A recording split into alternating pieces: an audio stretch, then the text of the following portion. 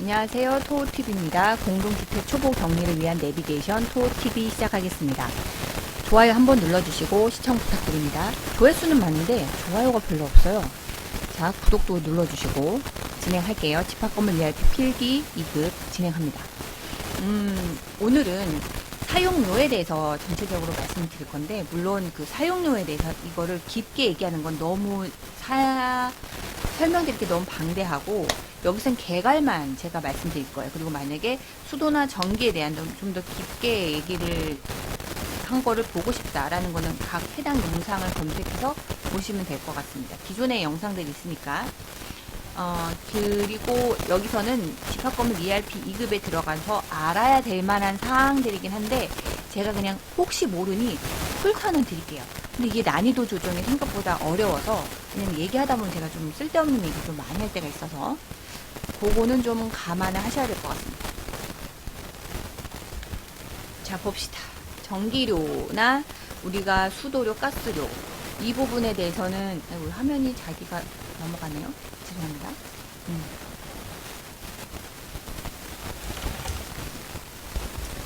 전기료나 사용료, 수도료, 지역 난방비 이것들은 다 사용료에 포함되죠. 그래서 여기서 사용료라고 하는 걸 좀 이렇게 개념을 좀 잡고 갈게요. 우리가 관리사무소에서 이제 비용을 발생을 하면 이 비용에 대해서 입주민한테 이제 나누는 건 맞습니다.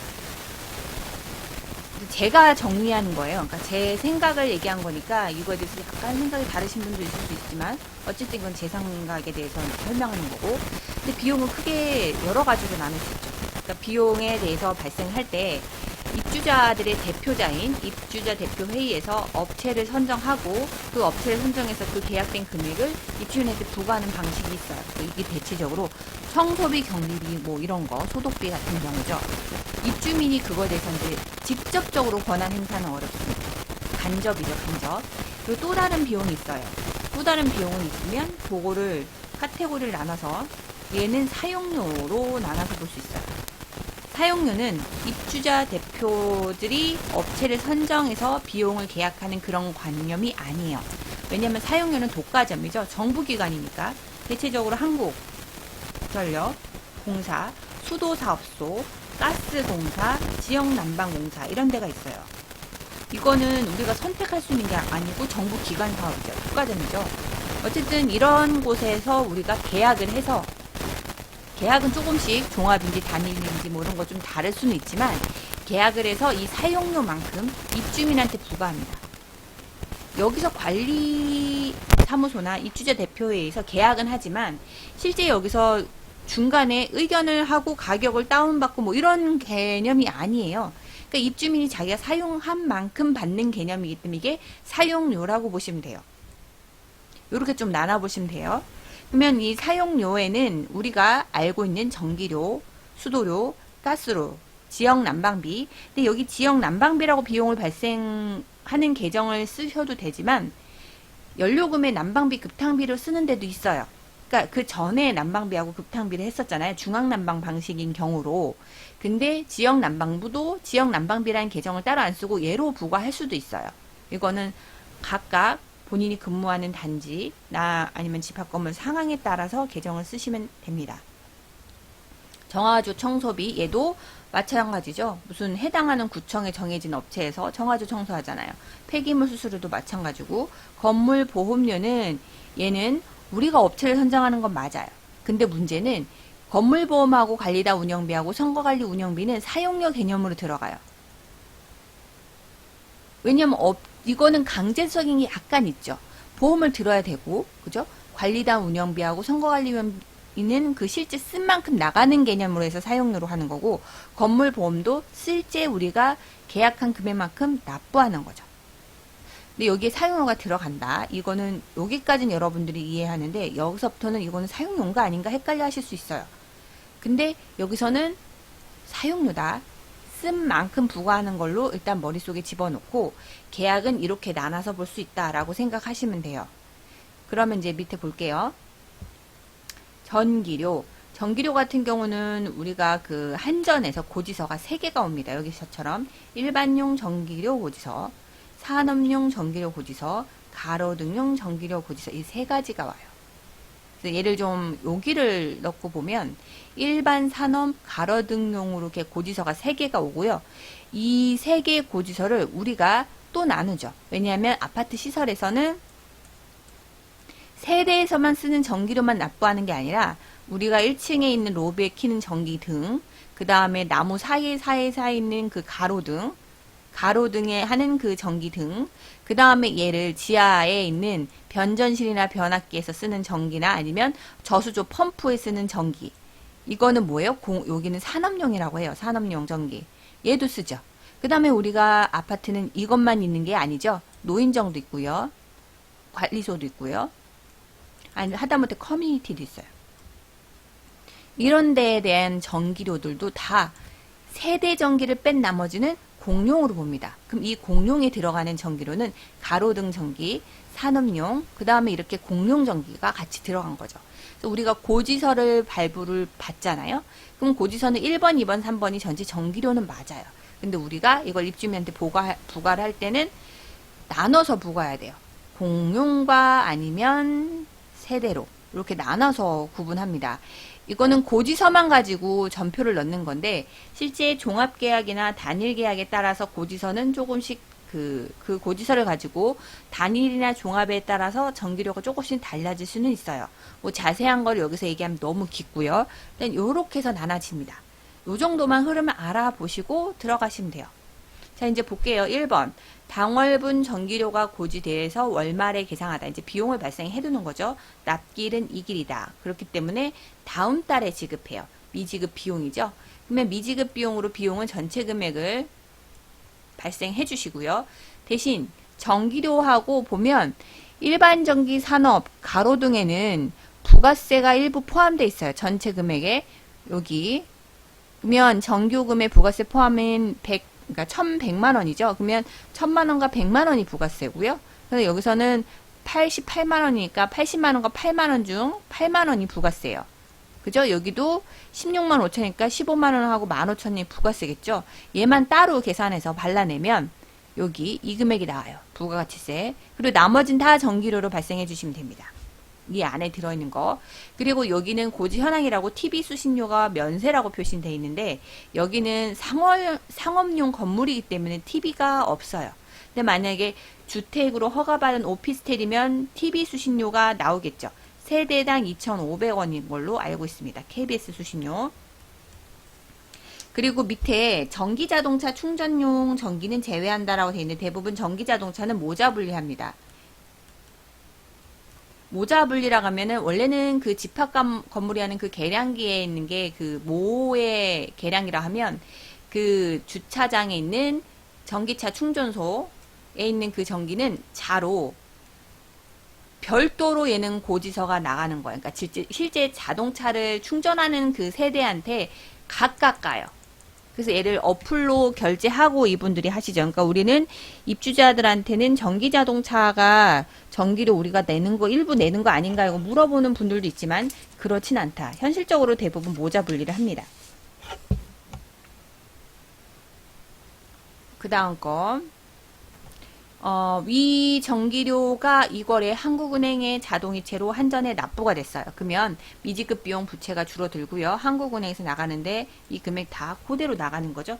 그 다음에 3월이래요. 당월분 전기료가 2,615만 1,000원, 부가가치세 230, 전력기금은 그냥 같이 합산해서 전기료 부과하면 되니까 부가가치세만 발라주시면 돼요. 그래서 부가가치세 얘만 230하고 나머지는 합친 금액에서 얘를 뺀 금액이 나머지 다 전기료로 들어가는 거죠. 그래서 여기서 부가가치세만 발라내고 나머진 전기료로 발생시킨다. 그리고 월말 계산이다. 이건 또 다른 말은 다음 달에 지급한다는 얘기라고 했죠. 그래서 미지급 비용입니다. 당월 검침용 전용 전기료가 1,500, 공용은 이만큼 집계되었다. 자, 그러면 전기료는 검침한 거는 과장님이나 아니면 기존 반장님이 검침을 하시잖아요. 대부분 원격으로 컴퓨터에서 하긴 하는데 이거는 그날 집계한 거에 대해서 이제 기록하신 거지 나중에 실제 고지서가 들어온 다음에 월말에 부과하기 때문에 얘는 회계상 분개하진 않습니다. 그 다음 5번 당월분 일반용 산업용 가로등 전기료 총 6,253만 5천원 중 550이 부가가치세예요. 전력기금 여기 합쳐서 전기료로 부과하면 되니까 얘만 반환해 줍니다. 부가가치세. 그리고 이 금액은 월말 계상하다. 납기일은 2월 10일이다. 그래서 미지급 비용으로 합니다. 금액은 굳이 계산하지 않겠습니다. 수도료. 자, 수도료도 마찬가지예요. 근데 수도료는 매월 고지서가 오지 않고요. 2달에 한 번 오는 데가 있고 아니면 매월 오는 데가 있어요. 상황에 따라 좀 다릅니다. 그래서 요 고지서에 따라서 우리가 2달에 한 번 하거나 매월인데 부과는 매달 똑같이 해야 되죠. 그래서 우리가 검침을 첫 달에 만약에 했으면 그냥 그 검침 그대로 부과하고요. 두 번째 달에는 실제 첫 달하고 둘째 달 금액이 만약에 고지서가 1000이에요. 첫 달은 400이 세대에 부과됐었고 두 번째는 이 1000에 맞춰서 600을 부과해 맞춥니다. 이렇게 해서 조정이 들어가요. 요거 2달에 한 번 하는 데는 이렇다. 근데 매월 하는 데는 고지서하고 실제 입주민 부과 금액을 맞춰서 사용료를 부과 징수해야 됩니다. 자, 관리사무소는 일괄 대납 후 징수권자를 대리하여 부과 징수하는 수도요금을 말하며 여기서 중앙난방 방식의 급탕용 수도가 있어요. 근데 얘는 정확히 말하면 고지서에서는 수도사업소에는 그 배관을 통해서 물을 이렇게 배관을 통해서 보내잖아요. 그럼 여기서 그 집합 건물에서는 이 중에서 이만큼은 급탕용수로 쓰고 이건 나머지 그냥 수도로 쓴 거예요. 그러면 얘는 어디로 갑니까? 급탕비로 가져가. 급탕비. 수도사업소는 얘가 급탕비를 썼는지 수도를 썼는지 몰라요. 그냥 여기에 있는 계량기 지침 보고 그냥 부과를 한 거죠. 이거 나누는 건 우리가 한다. 그래서 급탕비, 난방비 그쪽으로 가고요. 수도 요금만 반환해 줍니다. 대신 금액은 한꺼번에 온다는 거. 자, 그러면 여기 1번. 당월분 수도료 400만원이 고지됐어요. 그래서 얘는 월말 계상하다. 다음 달 지급하겠다는 얘기죠. 미지급 비용 이렇게 하고. 여기서 돈이 나갔다는 한국은행이나 관리소 통장으로 입금했다라는 얘기 들어가면 여기다가 그 해당 금융권을 쓰면 되는데 별다른 말이 없으면 미지급 비용이에요. 이 가운데 급탕용수가 80만원이 있어요. 그래서 급탕비 80만원 뺀 나머지는 다 수도료로 발생되고 얘는 급탕비로 부과되는 거죠. 이렇게 나눠집니다. 얘는 너무 쉽죠? 이거는 똑같은 내용이니까 여기서 얘가 응용이 됐어야 되는데 순서가 좀 바뀌었어요. 수도료가 250만원이 고지돼서 계상되는 거죠. 그래서 미지급 비용으로 부채를 해놓고 납기일은 1월 10일이니까 대신 이거는 수도료 비용 발생해 주는 겁니다. 3번 수도요금 납부 시 이런 경우가 있어요. 가끔 있어요. 초보 경리들이 초반에 많이 실수하는 사례를 여기다 해주셨는데 굳이 이거는 문제 나오진 않겠죠. 잘못된 사례를 정정하는 거 알려주는데 요거를 시험 문제 내진 않을 것 같긴 해요. 자, 그러면 위 수도요금 납부 시 경리 담당의 실수로 이거는 참고로 알고 계세요. 시험에 나올 만한 문제는 아니에요. 이후에 납부하게 돼서 납기일이 넘어갔습니다. 통장 잔고를 매번 확인하셔야 되는데 고지서 금액하고 납부될 금액을 확인을 미처 못하신 거죠. 그래서 납기일이 지나서 자동이체가 된 거죠. 그러면 금액이 크니 연체료가 상당합니다. 해당 수도료를 한국은행에서 이체했고요. 한국은행에서 이체했고 연체료 5만원은 별도 현금으로 납부되었어요. 그러면 현금 5만원이고 이 금액이 문제 없어요. 250만원이라는 게 위에죠. 요거네요. 제가 착각했네요. 250만원이 한국은행에서 인출됐습니다. 그러면 여기 있던 미지급 비용이 줄어들죠. 250만원.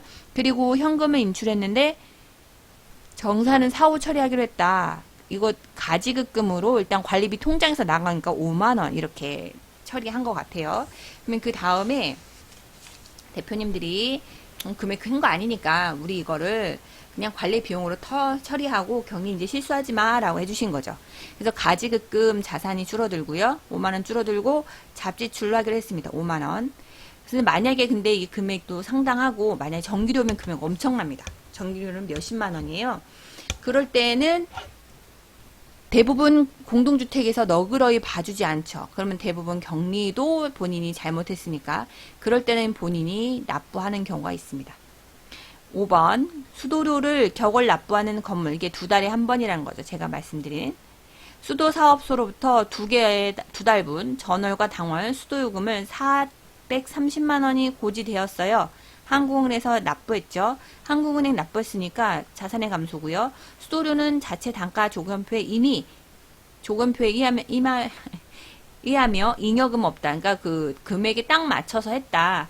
그리고 이게 그 전부터 남겨놨던 거기 때문에 미지급 비용이죠. 그죠?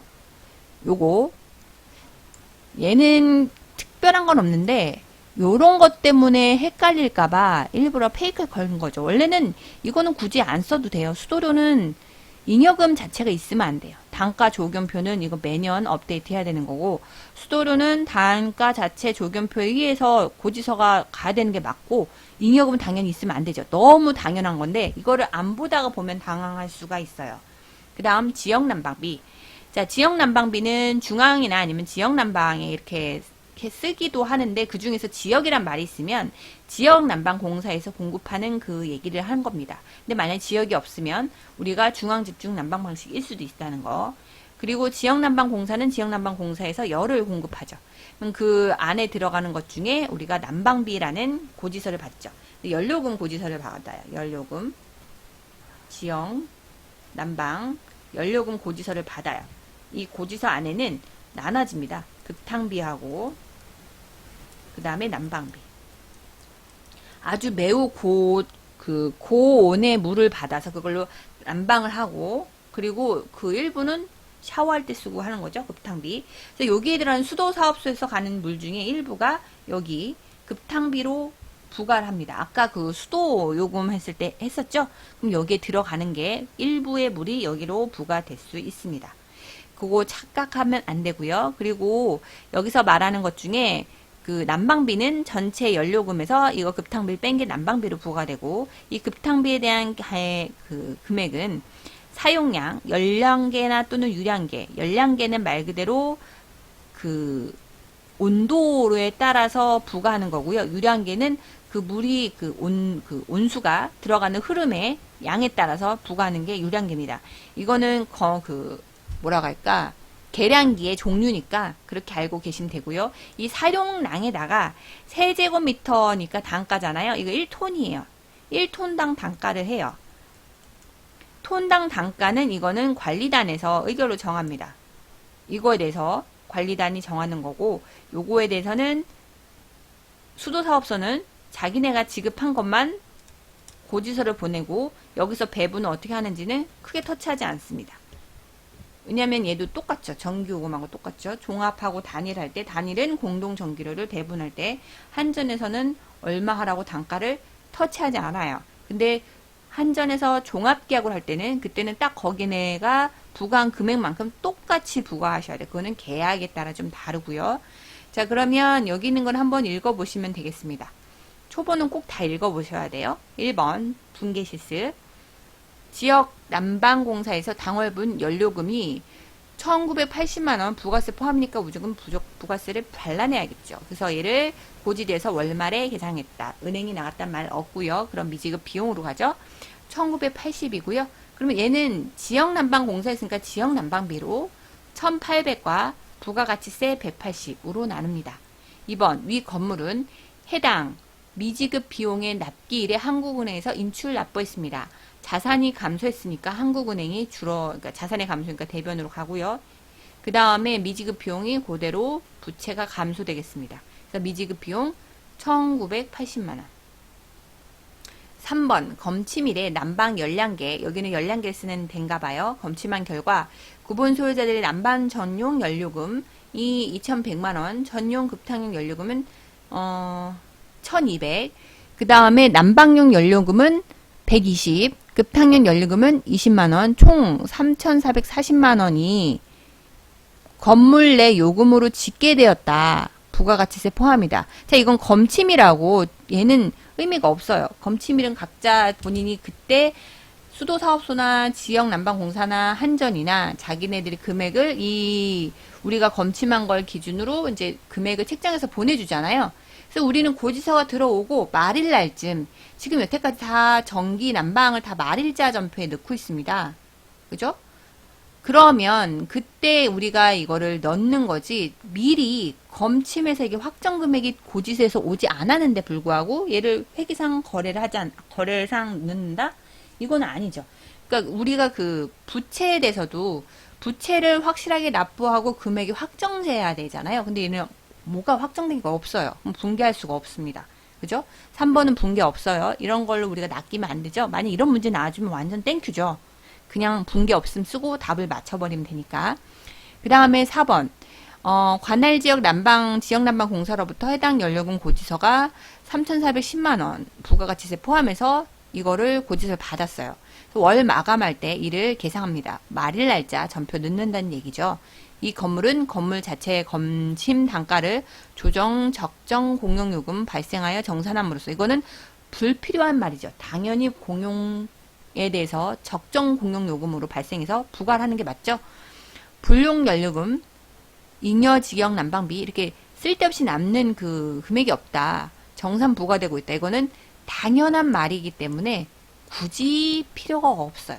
근데 우리가 이런 것 때문에 뭔가 좀 해야 되나라고 의심이 될 수 있지만 이런 거 낚이면 안 된다. 이거는 당연한 얘기를 한 거예요. 그러니까 굳이 여기 이미 두지 마시고 4번